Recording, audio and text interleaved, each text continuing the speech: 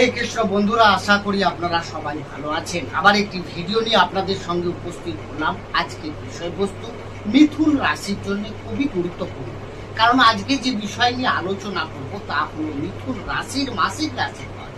এই সেপ্টেম্বর 2025 কেমন যেতে চলেছে, 9টা গ্রহ কি অবস্থায় থাকবে, সেই অনুযায়ী আপনি কি ফল পাবেন, কতটা ভালো বা খারাপ, কি তার প্রতিকার রয়েছে, বিস্তারিত আলোচনা করব। তাই বন্ধুরা, যারা মিথুন রাশির জাতক জাতিকা রয়েছে, ভিডিওটি মনোযোগ সহকারে প্রথম থেকে শেষ অবধি দেখে দেখবেন, আপনার অনেক প্রশ্নের উত্তর এই ভিডিওতে পাচ্ছেন।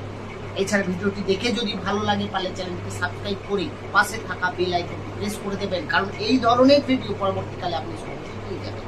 আসি আলোচনা। তাহলে যখনই সেপ্টেম্বর শুরু হবে, আপনার রাশি অর্থাৎ মিথুন রাশির সাপেক্ষে গ্রহের অবস্থান থাকবে এরকম, অর্থাৎ আপনার রাশি তেই অবস্থান করে থাকবে বৃহস্পতি, দ্বিতীয় ভাবে থাকছে শুক্র, তৃতীয়তে থাকছে বুধ, রবি, কেতু, চতুর্থে থাকছে মঙ্গল, আপনার রাশি নবম ভাবে থাকছে রাহু, দশমে থাকছে শনিদেব। বন্ধুরা, গ্রহের অবস্থান যা থাকছে সেই অনুযায়ী আপনার হেলথ কেমন যাবে। তো স্বাস্থ্য বিচার করা হয়, রাশির মালিক কোথায় আছে, রাশি মালিক বুধ, যে কিনা তৃতীয় ভাবে অবস্থান করে থাকবে 15ই সেপ্টেম্বর পর্যন্ত। এই 15ই সেপ্টেম্বর পর্যন্ত বুধ দ্বিতীয় ভাবে থাকাটা কিন্তু খুব একটা ভালো না, অর্থাৎ আপনার স্কিন রিলেটেড ইনফেকশন, অ্যালার্জি, কিছু পেটের সমস্যা এগুলো আসতে পারে। তো এই মিডিল সেপ্টেম্বর পর্যন্ত স্বাস্থ্যের প্রতি আপনাকে বিশেষ নজর রাখতে হবে। টাইমে ওষুধ খাওয়া, জল খাওয়া এবং স্বাস্থ্য সম্পর্কে সচেতন থাকাটাই ভালো। এরপর 15ই সেপ্টেম্বরের পর আপনার স্বাস্থ্য নিয়ে যে সমস্যাগুলো আপনি ভুগছেন, সেখান থেকে অনেকটা বার হতে পারবেন। আসবো আপনার পড়াশোনা নিয়ে। যারা আপনার বিদ্যার্থীরা রয়েছেন, সেই পঞ্চম ভাব থেকে আমরা শিক্ষা বিচার করি। তাহলে পঞ্চম লর্ড কে না, পঞ্চম পতি হচ্ছে শুক্র, যে কিনা আপনার রাশির দ্বিতীয়, তারপরে তৃতীয় ভাবে চলে যাচ্ছে 15 তারিখের পর।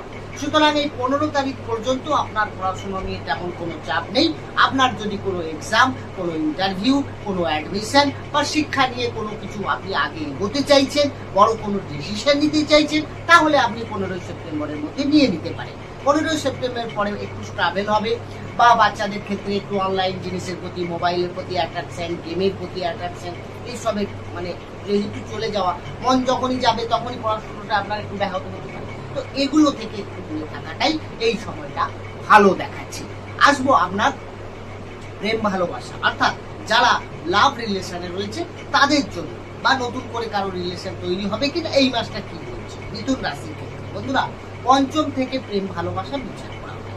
তো পঞ্চম লর্ড তৃতীয় ভাবে যাচ্ছে, দ্বিতীয়তে থাকছে, তো ঠিকঠাক। তৃতীয়তে যাচ্ছে, তার মানে আপনার যার সঙ্গে রিলেশনে থাকবেন তার সঙ্গে কিছুটা ছোটখাটো ট্রাভেলও করতে পারে, বা তার কিছু কর্মের জায়গাতে কোনো না কোনো ডেভেলপ একটা দেখাচ্ছে।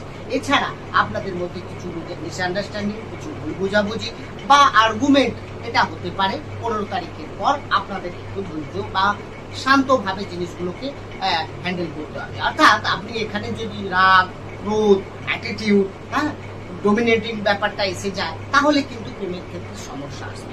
এছাড়া সম্পর্কের জায়গায় একটা সন্দেহের বাতাবরণও তৈরি হতে পারে 15 তারিখের পর। সেখান থেকেও, কারণ যখনই শুক্র কেতু কানেক্ট হয়ে যাবে, কেতু মানেই হচ্ছে সন্দেহ, অজানাকে জানা, তার লাইফ সম্পর্কে আরো যেগুলো আপনার মনে আগে হয়নি এখন হচ্ছে, এই ধরনের সম্পর্ক। তো সেটা একটা সমস্যা আসবে, বিশ্বাসের জায়গা থেকে কিছুটা ভাঙন ধরতে পারে। তো আপনাকে বুঝে শুনে আসবো ম্যারেজ লাইফ, বিবাহিত।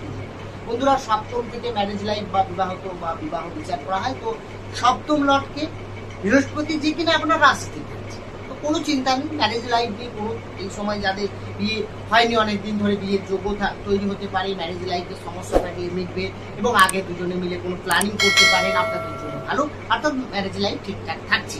আসবো আপনার ভাগ্য নিয়ে। ভাগ্য বিচার করা হয় নবম ভাব থেকে। তো নবমে রাহু থাকছে, দীর্ঘ কয়েক মাস ধরে আছে, আরো মাস ধরে থাকবে। তো এখানে ভাগ্যের জায়গায় কোনো তাড়াহুড়ো, কোনো ইনভেস্ট করতে গেলে একটু ভেবে চিন্তে করতে হবে, আপনি বুঝে সুঝে এগোন, না হলে কিন্তু এখানে আপনার কিছু সমস্যা আসতে পারে। এছাড়া আপনি যদি কোনো শুভ কাজ, মাঙ্গলিক কাজ করতে চান, তো আপনাকে একটু ঢিলে হতে পারে, বাধা আসতে পারে। আপনি যদি ভেবে রেখেছেন এই সময়ের মধ্যে কাজটা হয়ে যাবে, নাও হতে পারে, কারণ ভাগ্যে যখনই বাধা আসবে কোনো না কোনো ভাবে দেরি হতে পারে। যদিও শনির অবস্থান দশমে আছে, কর্মের জায়গায় শনি আছে, যথেষ্ট ভালো পজিশন আছে, তো বাধা অতিক্রম করে আপনি এগিয়েও যাবেন, ওটা নিয়ে কোনো চাপ নেই। আসবো কেরিয়ার, বন্ধুরা দশমের শনি এবং দশম লট আপনার রাশি, সুতরাং খুবই ভালো কম্বিনেশন। যারা চাকরি পায়নি তাদের এখানে খুব বেশি পরিশ্রম দেখাচ্ছে এবং পরিশ্রমের মাধ্যমে চাকরির প্রাপ্তিরও যোগ দেখাচ্ছে।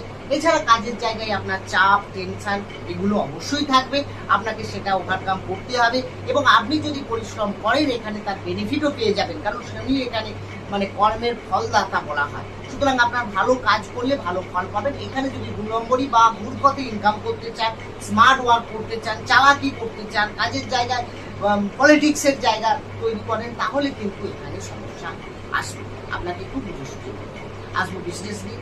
বিজনেস সপ্তম থেকে বিজনেস বিচার করা হয়। সপ্তম লর্ডকে, সপ্তম লর্ড হচ্ছে বৃহস্পতি, যে কিনা আপনার রাশিতে থাকছে। সুতরাং রাশিতে যখনই জুপিটার থাকছে, সেহেতু সপ্তমে দৃষ্টি পড়ছে, সুতরাং ব্যবসার দিকে আপনি নিঃসন্দেহে এগোতে পারেন, ব্যবসায় বাধা কাটবে এবং আপনি নতুন করে কোনো ব্যবসা শুরু করতে চাইলে এই সময়টা করতে পারেন, এমনি কোনো বাধা নেই। বন্ধুরা আসবো প্রতিকারে। তো আপনার রাশির মালিক তো বুধ, তাহলে বুধের জন্য কি করতে হবে? বুধের জন্য বুধের বীজ মন্ত্র আপনারা জপ করতে পারেন, সেটা হচ্ছে ওম ব্রাং ব্রিং ব্রং সাবধান 108। আপনার দেখবেন অনেক ভালো এবং আগের দিনে আরো বেটার কিছু রেজাল্ট। এই ছিল আজকের আলোচনা। কেমন লাগলো অবশ্যই কমেন্টস করতে ভুলবেন না। ভালো থাকুন, দেখা হবে।